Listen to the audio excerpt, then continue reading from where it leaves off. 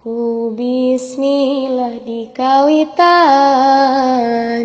ngadame ieu syairan ngalap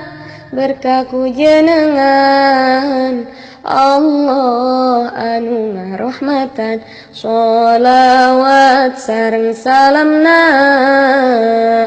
mugi dilimpahkeunana ka Kangjeng lan sahabatna rawuh ka kula wargina wa badu tahyeuna domna pepeling ka sepuh anom mugi sing kafaham ku ati sarta ku cangkem dengan jeung baraya nu di kampung nu di kota anu miskin anu kaya dangukeun ieu berita eling ikhwan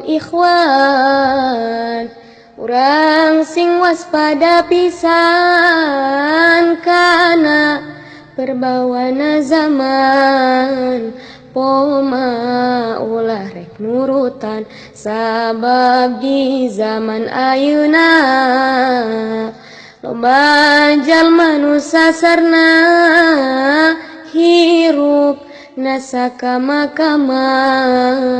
nurutkeun hawa nafsuna ahlak nu banget gorengna dipake modal hirupna henteu dipikir akhirna asal ngeunah ayeunana dirina dipapaesan ku ahlak nu goreng pisan nu matak timbul siksaan geus maotna kanyahoan ari boga harta banda suka mapanas tatangga rasa maneh aing kaya tak kitu teh lampah dosa sareng dianggo niatan warna-warna kalepatan anu matak ngajadikeun nambahan kana siksaan harta banda kakayaan diajangkeun pidosan eta teh henteu nyalahan sanajan nu make sorban mangga ayeuna ningali di kota di kampung sami jalma teh mareuli alat malahi teh nyaeta ayeuna mah rupa-rupa di kota di kampung loba dinu miskin dinu kaya bageula ukur radio ayeuna aya video kolot budak sok narempo kana siksaan mah poho bangsa tit makomo deui banget loba nu bukti sabab nu kitu kabeuli ku manusa tukang kuli si horeng eta tipuan pamanusa kadang setan nolantip teu kanyahoan ka manusa nyilakakeun nu matak he jalma-jalma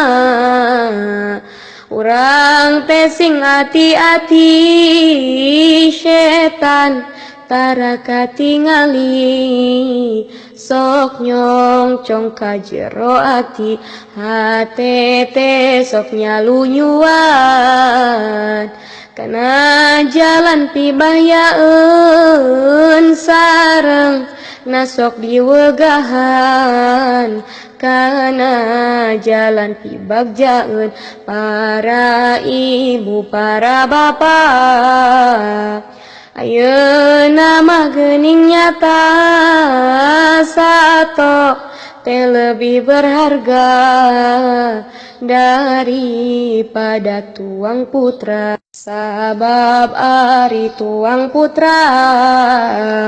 can balik geus liwat isa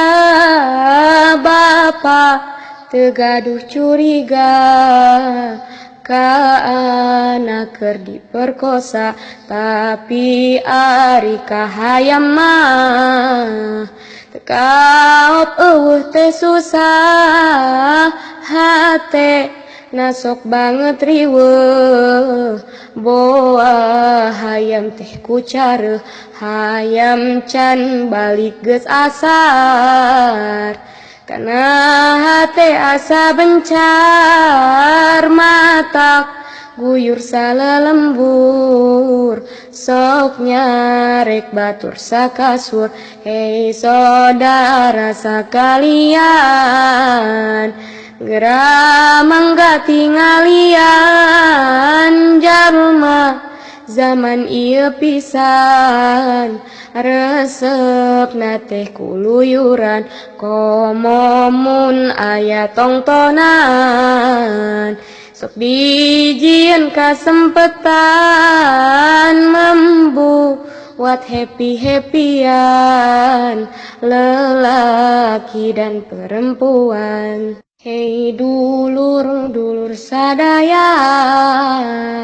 kudu apik ngurus putra mun gagabah ngurus putra tangtuna timbulna langsa sabab mun anak cilaka sepuh teh sok kababawa